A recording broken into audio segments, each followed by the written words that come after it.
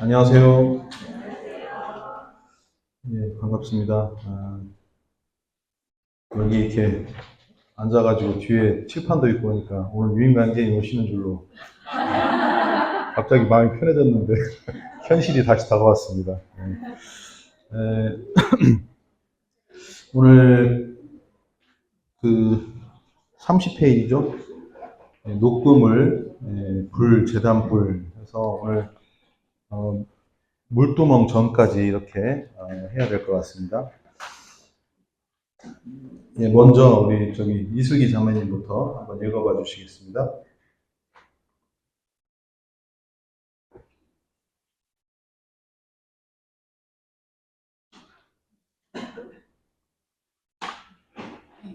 녹금을 불 재단불. 불은 재단에서 활활 타오릅니다. 재단 중간에 그리고 안쪽에 녹금이 설치되어 있고 그 위에 남과 보입니다. 하나님 자신이 점호하신 불이 여기서 타오릅니다. 제사장이 그 양을 불 속에 넣는데 그 이스라엘인은 한 번 더 놀라게 됩니다. 얼마나 무서운 불길인지요. 하나님은 소멸하는 불과 같다고 말씀하십니다. 커다란 충격 속에 그는 불 속에 있는 그 양을 바라봅니다. 양이 자기 대신 불 속에서 사실은 그가 그 심판을 받아야 할 것입니다. 예수 그리스도가 그렇게 우리 대신 하나님의 불꽃 같은 진노를 당하시며 십자가에 달리셨습니다. 그것이 그분에게 얼마나 끔찍한 일이었는지요.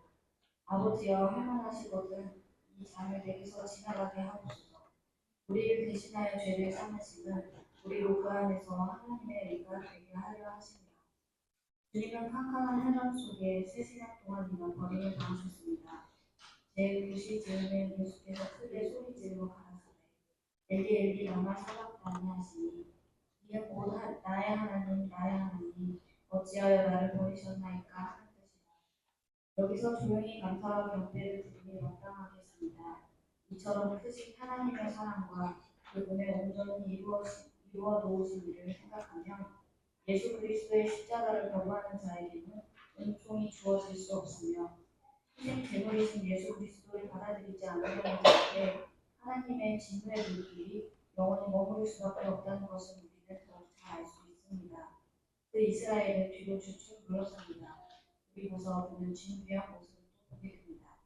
이 커다란 불제단 위로 활활 타오르는 불길, 하늘로 솟아오르는 연기, 재단의 귀에 넣은 불, 거기에는 피가 발라져 있고 그것은 하늘을 가리키며 마치 재단이 그 위에 손을 하나님께 펴고 있는 것 같습니다. 마치 재단이 하나님께 제물을 드리고 있는 것 같습니다.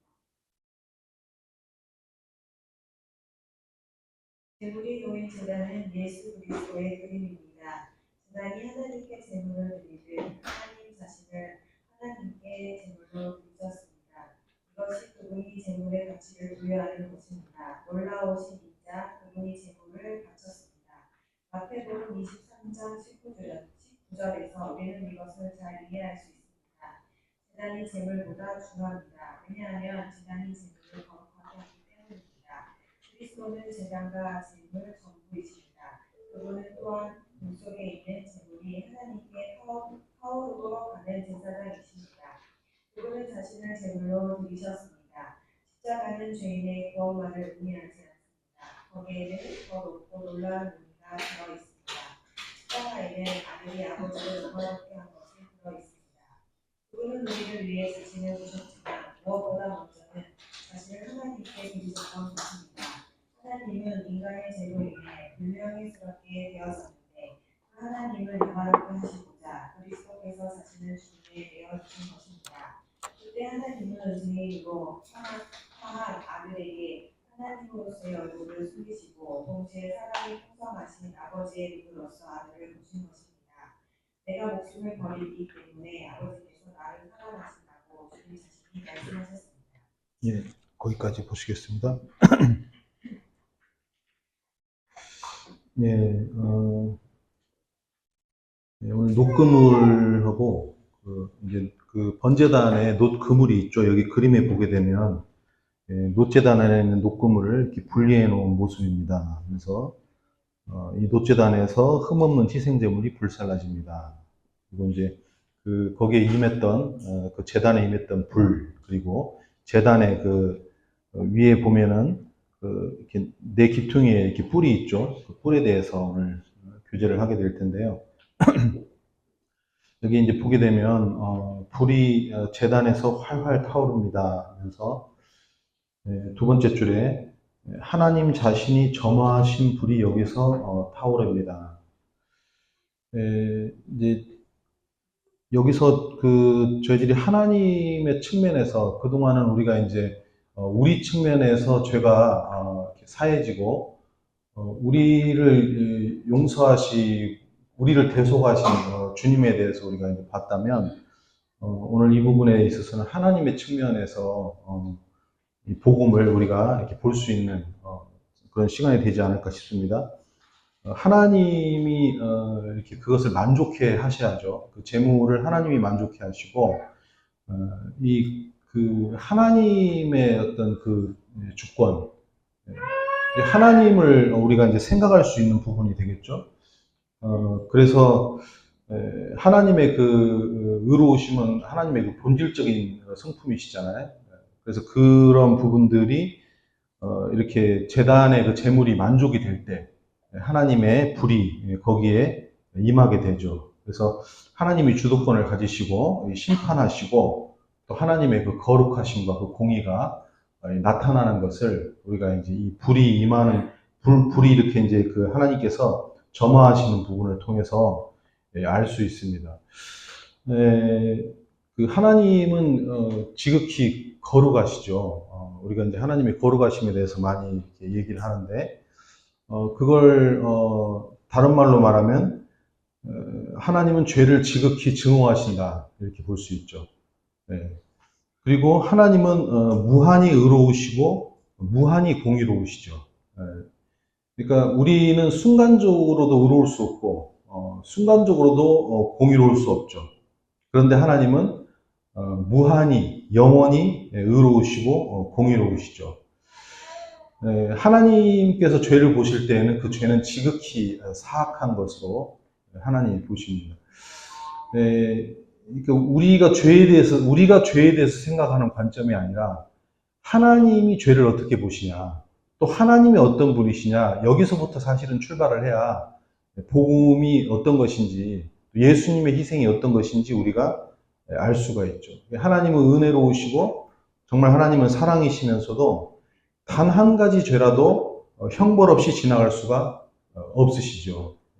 하나님은 공의로운 심판을 하실 수밖에 없고 하나님은 완벽한 증오로 죄를 미워하십니다. 그냥 이렇게 미워하시는 게 아니라 완벽한 증오로 미워하시고 모든 인간은 날 때부터 죄인으로 태생 자체가 죄인으로 태어났고 그것은 즉 하나님과 원수된 자로 태어났다는 것을 알 수 있습니다. 하나님의 거룩하심과 정반대의 위치에 있는 게 죄죠. 그것은 하나님과의 단절을 말하게 됩니다. 실제로 죄는 모든 것의 파멸을 불러오죠. 하나님께서 그 죄를 정말로 증오하시고 거룩하신 하나님께서 죄를 싫어하시지만 실제로 죄의 삭은 사망이고 죄가 있는 곳에는 모든 것의 파멸이 이렇게 오게 됩니다. 그래서 하나님이 이 죄의 문제를 해결하시고 우리에게 주시는 사는 예수 그리스도로 말미암은 영생을 우리에게 주신 것을 볼 수 있습니다. 그래서 어쨌든 이 하나님이 죄를 보는 이 관점을 생각할 때 이 죄의 문제가 해결이 되지 않고서는 결코 어떤 사람도 하나님께 나아갈 수가 없다. 이 부분을 우리가 생각해 볼 수 있습니다. 그런 가운데에서 이 예수님이 제물로 드려주셨고 그 하나님의 거룩하심과 그 하나님의 그 공의로우심을 만족시킬 수 있는 그러한 희생, 그러한 제사를 이렇게 드리시고 하나님의 불이 그 번제단에 임했던 것을 생각해 볼 수 있습니다. 우리는 죄를 굉장히 가볍게 생각할 수 있고 또 하나님의 거룩하심을, 하나님의 공의로우심을 쉽게 생각할 수 있거든요. 그냥 지나치고 그리고 그냥 내 편에서 내가 어떻게 죄를 용서받았나, 내가 지은 죄, 거짓말하고 남 좀 속이고 좀 나쁜 생각하고 이런 어떤 그런 죄를 생각하면서 내가 생각하는 죄의 기준으로 예수님이 희생하심을 이렇게 생각하는 경향이 우리가 있을 수 있는데, 오늘은 그 부분이 아니라 이 번제단에 이 하나님의 불이 임했던 것은 그 하나님의 거룩하심과 그 하나님의 공의로우심을 만족시키는 그러한 그 제사의 그 불을 하나님께서 그 만족하심을 나타내셨는데, 여기서 이제 그 양을, 제사장이 그 양을 불 속에 넣을 때 그 이스라엘인은 한 번 더 놀라게 됩니다. 얼마나 무서운 불길인지요. 그래서 하나님은 소멸하는 불과 같다고 말씀하십니다. 그렇죠? 하나님은 죄를 이렇게 용납하실 수가 없으시죠. 그래서 하나님은 모든 그 죄악과 그 더러움을 소멸하셔야 되는 것을 우리가 생각해 볼 수 있고, 하나님은 반드시 죄를 심판하셔야죠. 그래서 그냥 이렇게 불이 임한 게 아니고 하나님은 죄를 심판하셔야 되기 때문에 그 소멸하는 불이 임했던 것을 생각해 볼 수 있습니다. 그래서 모든 죄악을 태워 없애버리셔야 되는 그 하나님의 거룩하심과 공의로우심이, 그리고 그렇게 소멸하시고 없애는 것만이 아니라 또 정화하시죠. 그래서 우리가 죄를 용서받은 것으로 멈추는 게 아니라, 우리가 다음 과에 보면 물두멍에 대해서도 배울 텐데, 우리가 계속 하나님의 거룩하심을 이렇게 나타내고 그런 성화할 수 있는 그런 삶을 살도록 하나님 우리를 이끄시죠. 그래서 소멸만이 아니라 우리를 정결케 하시고 정화하시는 그런 하나님의 불을 우리가 생각해 볼 수 있습니다. 어쨌든 하나님은 이렇게 죄에 대해서 우리가 생각하는 것 이상 우리가 상상할 수 없을 정도로 그 하나님의 거룩하심은 죄에 대해서 이러한 반응을 하신다는 걸, 그래서 커다란 충격 속에 그는 불 속에 있는 그 양을 바라봅니다. 그래서 양이 자기 대신 불 속에서 사실은 그가 그 심판을 받아야 됐던 것입니다. 번제단 앞에 섰을 때 그 양이, 내가 데리고 왔던 그 양이, 내가 그 양의 머리에 안수를 하고 그 양이 이제 내 대신 내 죄를 지고 죽을 때 그 양을 바라볼 때, 불 속에 타는 그 양을 바라볼 때 그 마음이 어땠을까? 근데 그 양은 예수님을 예표하잖아요. 그래서 우리가 그냥 십자가에 예수님을 이렇게 구원 받을 때 보고 그냥 이렇게 있는 게 아니라, 번제단은 성막을 들어갈 때에도 번제단이 첫 번째 마주치는 것이고, 번제단은 성막의 뜰에서 번제단을 쉽게 볼 수 있죠. 그리고 나갈 때에도 번제단을 봐야 돼요. 그래서 이 십자가는 예수님의 그 희생은 언제나 그리스도인에게 잊지 말아야 될, 주님이 내 대신 그렇게 십자가에서 희생하신 것을 우리는 언제나 잊지 말아야 될 그 정말 주님의 희생이죠. 그래서 그 양이 자기 대신 불 속에서 사실은 그가 심판을 받아야 됐던 것입니다. 그러면서 예수 그리스도가 그렇게 우리 대신 하나님의 불꽃 같은 진노를 당하시며 십자가에 달리셨습니다. 그것이 그분에게 얼마나 끔찍한 일이었는지요. 이런 그 주님의 희생에 대해서, 내 대신 그렇게 희생 당하셨기 때문에 우리가 이렇게 구원받을 수 있었다는 거, 이런 그 주님의 고난에 대해서 우리가 이렇게 잊고 살 때가 이렇게 종종 있는데, 오늘 이 번제단을 통해서 내 대신 그렇게 희생하신 주님을 다시 한번 이렇게 참 생각해 보게 됩니다. 하나님은 정말로 그 죄를 미워하시고 죄를 반드시 이렇게 하나님은 벌하시죠. 그래서 이 죄의 징벌은 죽음으로, 그 죄가 사해지려면 죽어야만 죄를 사할 수 있죠. 그래서 이제 성경에서는 죄의 삭은 사망이다 이렇게 표현했고, 피 흘림이 없은즉 사함이 없다. 피를 흘렸다는 건 죽었다는 걸, 목숨을 내어줬다는 걸 의미하잖아요. 그래서 예수님이 십자가에서 피를 흘리셨다는 것, 그것이 그냥 단순히 그냥 예수님이 피를 흘렸다 이렇게 볼 것이 아니라, 우리의 죄가 사망을 불러오게 됐는데 그 죄에 대한 그 대가를 하나님 앞에서 예수님이 그것을 감당하셨다는 것, 그것을 우리가 생각해 볼 수 있습니다. 그래서 예수님이 어떤 그 고통과 힘듦이 있었냐면, 여기 31페이지에 말씀해 보게 되면 세 번째 줄에 아버지여 할 만하시거든 이 잔을 내게서 지나가게 하옵소서. 하나님이면, 예수님이면 다 감당할 수 있을 것 같지만 예수님은 죄가 없는 분이었잖아요. 그리고 그 정도만이 아니라 성품상으로도 죄를 전혀 생각하실 수가 없는 그런 분이 하나님 앞에서 죄덩어리로 이렇게 그런 그 취함을 받으시는 그런 그것을 생각하고 또 하나님께로부터 이 죄로 말미암아 분리되는 하나님께로 단절되는 그 고통이 그건 이루 말할 수가 없죠.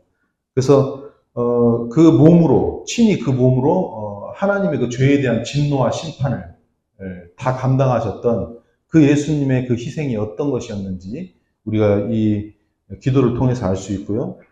또 우리를 대신하여 죄를 삼으심은 우리로 그 안에서 하나님의 의가 되게 하려 하심이라.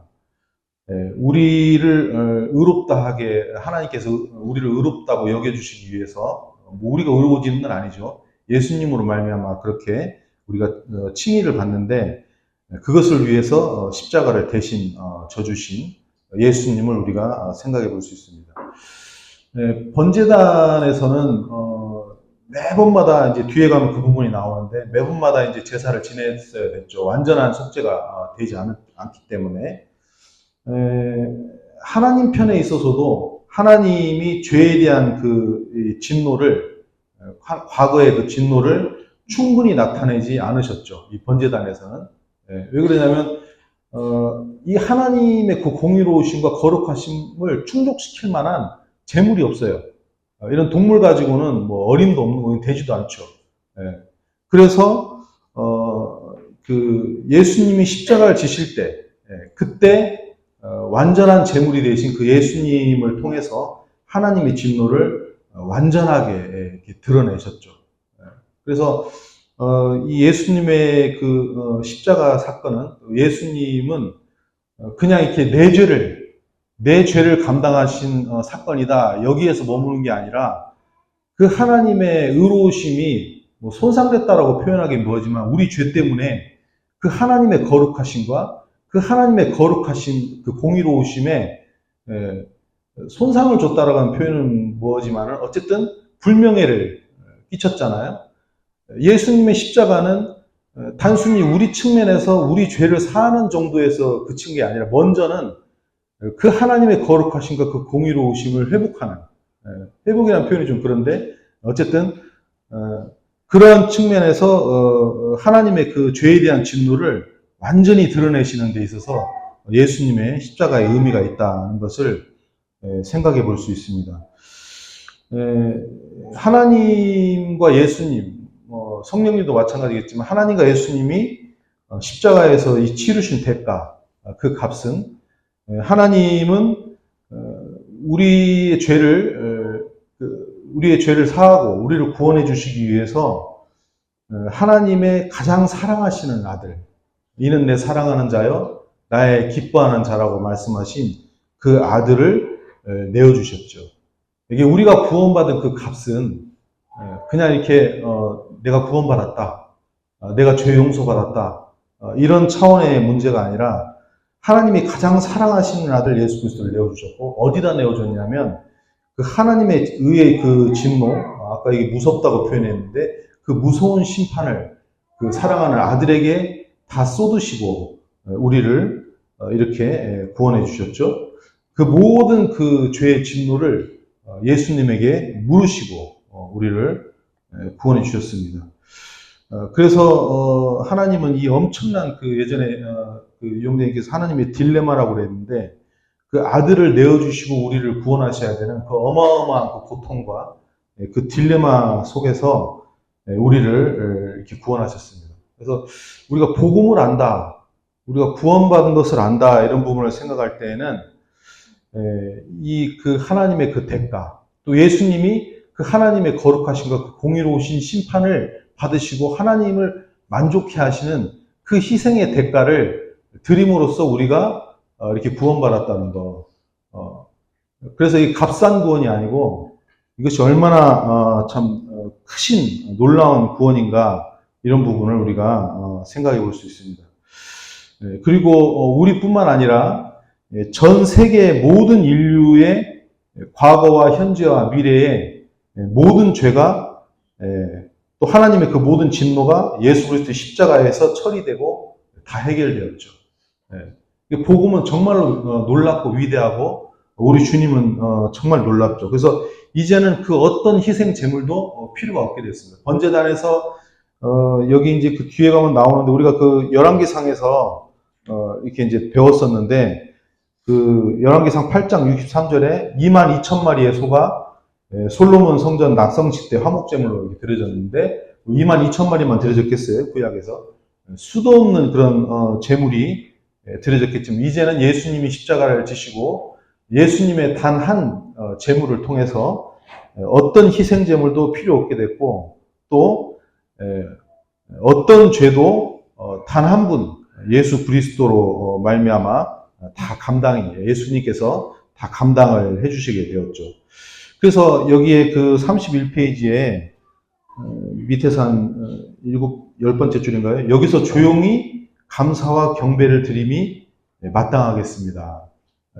이런 그 일들을 위해서 희생하신 그 예수님을 바라볼 때 우리가 정말로 조용히 감사와 경배를 드려야 되는데 이처럼 크신 하나님의 사랑과 그분의 온전히 이루어 놓으신 일을 생각하면 예수 그리스도의 십자가를 거부하는 자에게는 은총이 주어질 수 없고 또 하나님의 진노의 불길이 영원히 머물 수밖에 없다는 것을 우리는 더욱 잘 알 수 있습니다. 그 찰스 하찌의 그 조직신학 개요인가요? 그 책에 보게 되면 복음이 잘 써 있어요. 거기에 보게 되면 그분이 계속 처음부터 끝까지 강조하는 내용이 있는데 그게 뭐냐면 죄인이 왜 죄인이냐? 그것은 도덕적인 어떤 죄를 지어서만이 아니라 하나님께서 예수님을 통해서 이런 엄청난 희생을 하셨는데 또 예수님이 십자가에서 이런 이루 말할 수 없는 고통과 이런 희생을 감당하셨는데 이 소식을 듣고도 그 마음이 움직이지 않는다면 무관심한다든지 그 하나님을 믿고 이렇게 회개하고 믿지 않는다면 그것이야말로 정말로 죄입니다. 그것은 지옥에 가야 마땅한 것이다. 그렇게 표현하는, 그래서 안 착한 것이다. 그건 착하지 않은 것이다. 그런 표현을 했는데 오늘 우리가 이 복음을 이렇게 듣게 될 때 번제단은 불완전하잖아요, 사실은. 그 번제단이 나타내주는 그 예수님, 그 하나님의 그 놀라운 그 예수님을 통해서 이루신 이러한 사실을 생각할 때 우리가 정말로 주님을 경배하고 우리는 이제 믿었으니까 앞으로도 계속 주님을 찬양하고 신뢰하고 그러지 않을 수가 없겠죠. 그래서 여기 이제 그 이스라엘은 뒤로 주춤 물러섭니다. 그리고서 그는 진귀한 모습을 보게 됩니다. 하면서 이 커다란 놋제단 하면서 놋제단을 이렇게 바라보는데 32페이지에 하늘로 솟아오르는 연기하면서 제단의 네 귀에 나온 뿔 이렇게 돼 있잖아요. 제단의 그 네 귀퉁이에 그 뿔이 있는데 그 뿔이 보니까 마치 제단이 그의 손을 하나님께 펴고 있는 것 같습니다. 마치 제단이 하나님께 제물을 드리고 있는 것 같습니다. 하면서 이 제단의 뿔 모양이 하나님을 향해서 이렇게 제사를 드리는 이 번제, 예수님이 자신을 온전히 드리신 하나님을 정말 높이는 이 제사를 생각해 볼 수 있어요. 하나님께 이 드리는 이런 모습을 생각해 볼 수 있다는 거죠. 그러면서 제물이 놓인 제단은 예수 그리스도의 그림입니다. 제단이 하나님께 제물을 드리듯 예수님 자신을 하나님께 제물로 드리셨습니다. 그렇죠. 이 십자가에서, 이 번제단에서 예수님의 그 생각이라든지 예수님의 힘, 예수님의 애정, 예수님의 삶의 그 전부, 그 모든 것을 하나님께 다 이렇게 드렸죠. 그래서 그 십자가에는 하나님의 공의로우심도 나타나고 거룩하심도 나타나고 또 그분의 선하심, 우리 같은 죄인을 구원하시는 그 하나님의 선하심도 나타나고 또 그 하나님의 그 지혜, 그 지혜는 선하신 지혜겠죠.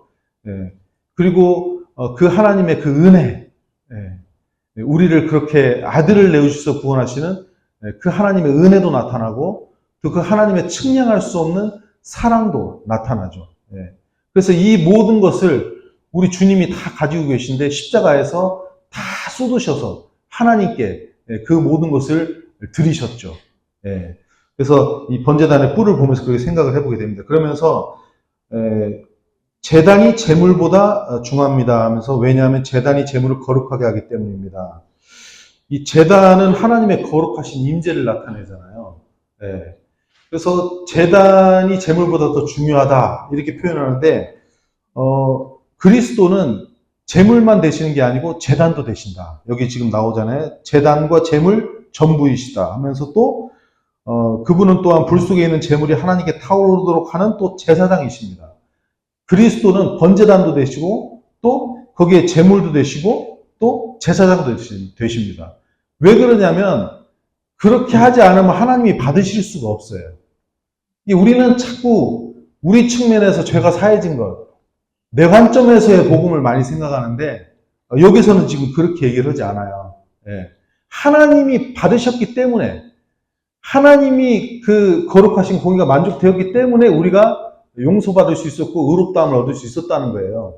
그러면서 예수님이 하나님께 그렇게 번제로 드리셨다는. 그래서 예수님은 제단도 되셨어야 되고 제물도 되셨어야 되고 제사장도 되셨어야 한다는 거예요. 예. 그러면서 그분은 자신을 제물로 드리실 수밖에 없었죠.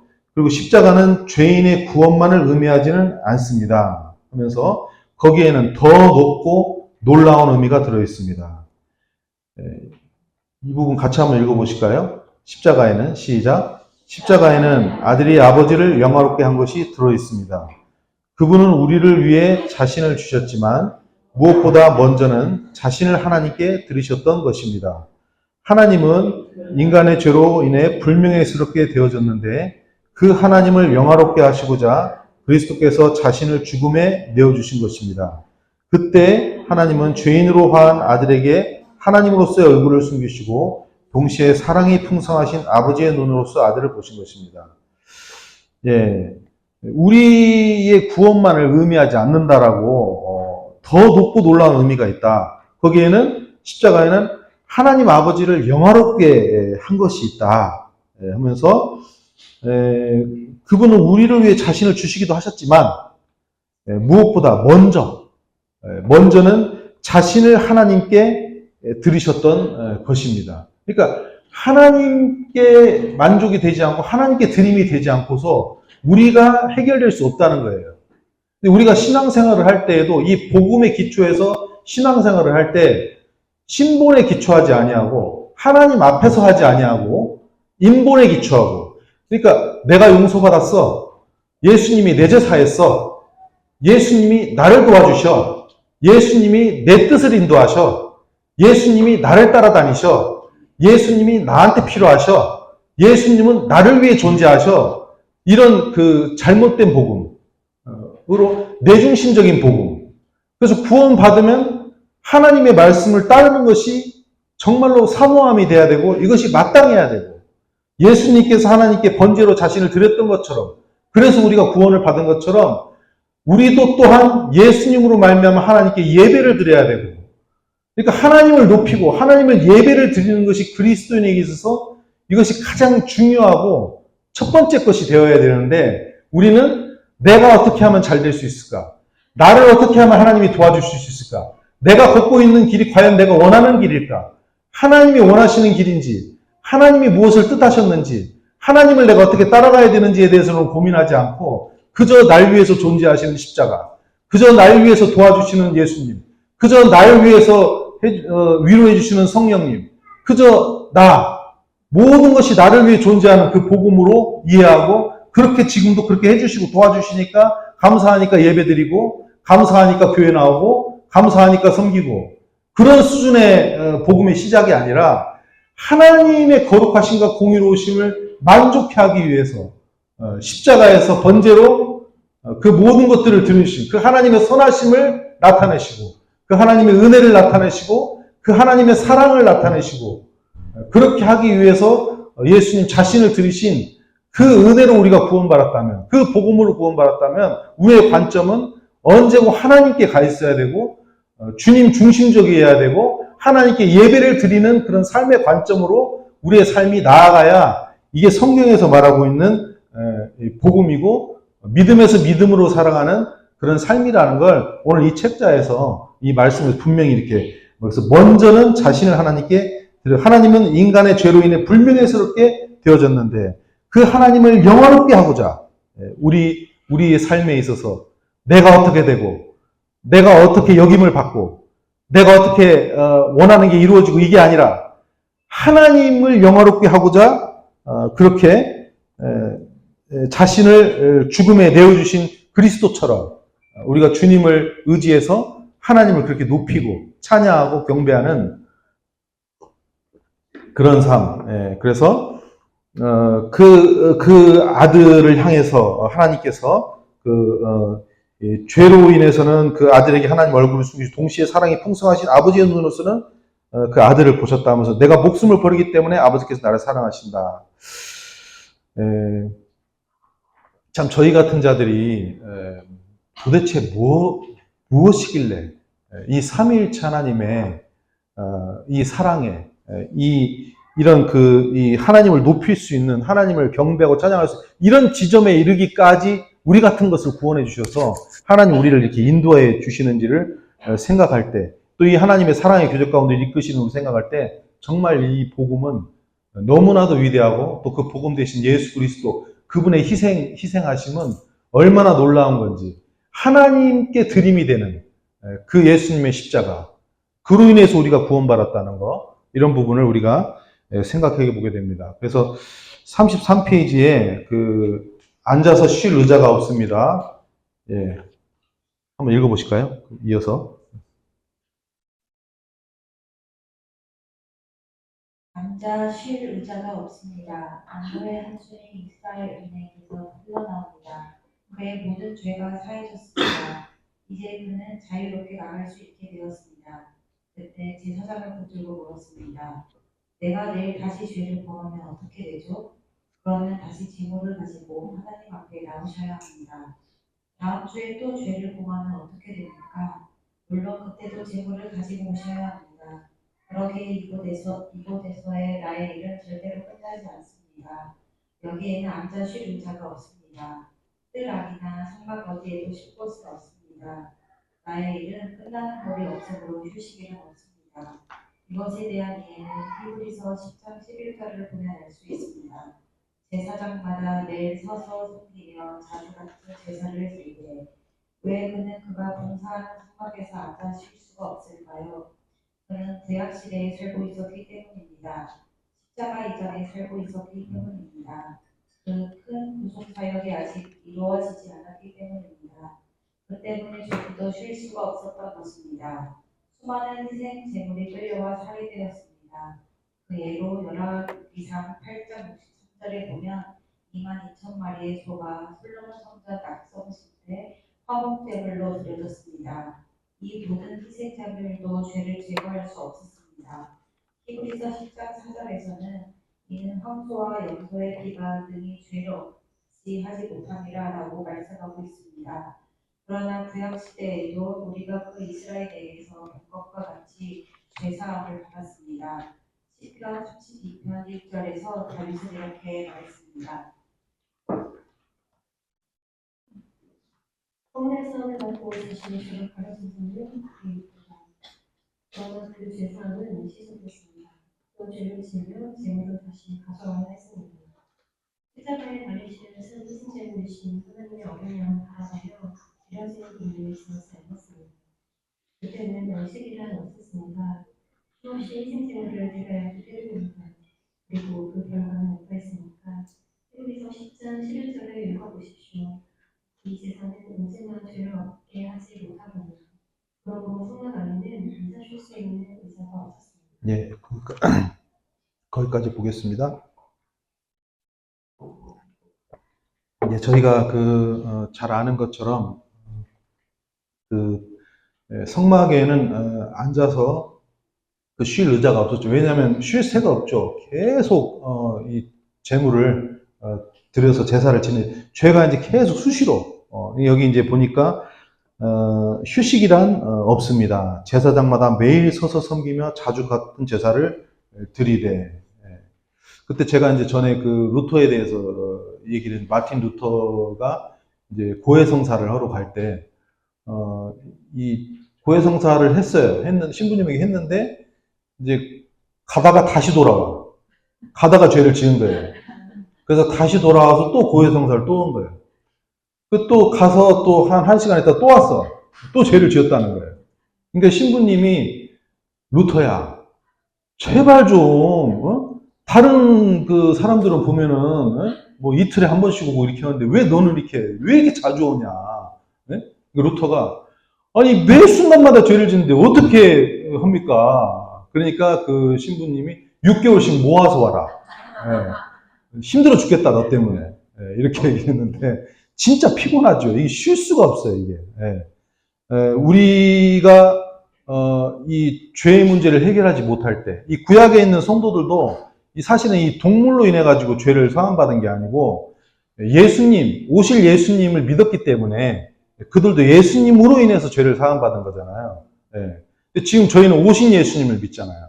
그분이 다 이루었도다. 그래서 영원히 우리의 죄를 이렇게 대속해 주신 온전한 제물이 되신 그 주님을 우리가 찬양하지 않을 수 없죠. 수고하고 무거운 짐진 자들아 다 내게로 와라. 내가 너희를 쉬게 하리라. 참된 안식이 있고 참된 쉼을 주신 우리 주님의 은혜. 34페이지에도 그 허물의 사항을 받고 자신의 죄가 가려진 자는 복이 있도다 하면서 이제는 환호성을, 그 로마서 3장 25절 26절이 아까 제가 이제 그 말씀드렸던 내용들이 그 이 구절에 나와 있어요. 하나님의 의로우심도 나타내시고 또 우리를 의롭다 하시기 위해서 십자가의 복음의 진수라고 그러거든요. 우리는 우리 측면에서만 얄팍하고 낮은 수준의 복음, 그건 참된 복음이라고 볼 수가 없죠.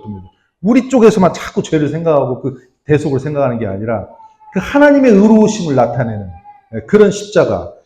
그런데 이 26절에 보게 되면 그런 말씀이 있어요. 이 구약시대의 그 모든 백성들의 그 전에 지은 죄를 하나님이 간과하셨는데, 그때 자기 의로우심도 나타내려고 하셨는데, 결국은 진짜 이 완전한 속죄, 영원한 속죄를 이루시기 위해서 결국은 하신 때가 그 26절에 곧 이때, 이게 성경에서 말하는 절정의 순간, 예수님이 십자가를 지시는 그때, 우리 구원받은 성도들에게 있어서 이때를 생각하면, 이 십자가의 이 때를 생각하면 환호성을 안 지를 수가 없죠.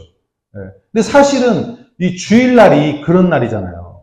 예수님이 금요일날 십자가에 못 박히시고 죽으시고 사흘 만에 부활하신 그 날이 주일날이잖아요. 그러니까 주일날은 주님이 부활하신 날이거든요.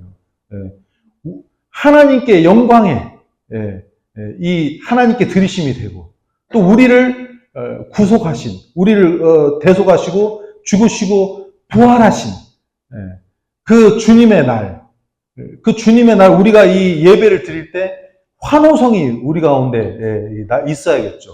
우리를 저 죄악의 사슬에서 영원히 자유케 하시고 그 하나님을 우리가 알아보고 그 하나님의 영광 가운데 우리가 들어가고 그분을 높일 수 있는 이런 자들로 우리 부르심을 받았다. 그래서 여기에 영원한 속죄를 이루사 단번에 이루사, 이걸 이제 영단번이라는 표현을 하는데, 여기 그 35페이지 맨 위에 보게 되면 비교를 해놨죠. 전에는 땅 위의 제사장, 이제는 하늘의 제사장. 전에는 동물로, 이제는 하나님의 어린 양으로. 전에는 많은 희생제, 이제는 단 한 번의 희생으로. 전에는 끝나는 일이 없었는데 순간적이었는데 이제는 앉아 계시고 영원히 이루셨고 영원한 속죄를 이루셨습니다. 온전한 그 제물에 네 가지 조건이 있잖아요. 첫 번째가 인간의 몸을 입으셔야 돼요. 인간의 죄를 지려면 인간이어야 돼요. 그래서 예수님이 인간의 몸을 입고 이 땅에 오셨죠. 그 동일성이 있어요. 두 번째가 하나님이셔야 되죠. 하나님이셔야 죄사함의 권세가 있잖아요. 인간은 죄를 사할 권세가 없거든. 그래서 하나님이셔야 돼요. 그리고 하나님의 피의 가치, 모든 전 세계의 모든 인류의 죄를 속하시려면 하나님의 피여야만 돼요. 인간의 피는 어림도 없어요. 동물 아까 그건 뭐 말도 안 되는 거고, 제가 어떤 학생에게 적절한 비유는 아니지만 좀 살이 이렇게 먹는 걸 좋아하는 학생한테 통닭 1000마리하고 네 목숨하고 바꿀래? 이렇게 물어보니까 걔가 잠깐 고민하더니 안 된다고. 통닭 1000마리인데? 그러면 통닭 평생 먹을 수 있는 시식권을 줄 테니까 바꾸자. 그랬더니 그것도 안 된다고. 왜 그러냐 그랬더니 적어도 내가 통닭보다는 낫지 않느냐. 이렇게 얘기를 하더라고요. 비유가 적절치는 않아도 예수님의 그 피가, 그 하나님의 피가 전 인류의 영원히 그 모든 인류의 그 가치보다도 그 주님의 그 가치가 훨씬 더 크죠. 주님이 제물이 되셨고 또 제물이 되시기 위해서는 죄가 없으셔야죠. 죄가 없어야만 우리의 죄를 감당하실 수가 있잖아요. 무죄하심 그리고 그것을 자원하셔야죠. 그래서 억지로 지시면 안 되죠. 그래서 베드로전서 2장 24절인가요? 친히 나무에 달려 그 몸으로 우리의 죄를 감당하셨다. 우리를 정말 사랑하시고 자원하셔서 이 모든 일을 하신 주님, 온전한 제물이 되셔서 우리를 정말 이렇게 영원한 속죄를 이루시고 구원하신 우리 주님을 참 생각하게 될 때 36페이지에 완전한 휴식 보면서 우리가 해야 될 일이 무엇이냐 여기 써 있잖아요. 우리가 해야 될 일은 우리의 죄를 시인하고 회개하고 돌이켜서 그분을 믿는 거라는 거. 그분을 의지하는 것이 우리가 해야 될 일. 왜? 그분 한 분이면 충분하기 때문에. 그분으로 모든 것이 다 해결되었기 때문에. 그분으로 모든 것이 다 이루어졌기 때문에 우리는 돌이키고 그분만을 바라보면 우리가 구원을 받고 놀라운 그런 하나님의 자녀와 의롭다함을 얻는 그런 하나님의 백성이 되게 되어지죠. 그래서 이렇게 이 과를 끝나고 나서 우리에게 남는 딱 그 한 단어는 예수 그리스도. 이게 복음을 설알면 복음을 그저 좀 나 좀 살려주고 내 죄 갚아주고 자기 수준에서 복음을 설알면 그냥 여전히 자기 위해 살아.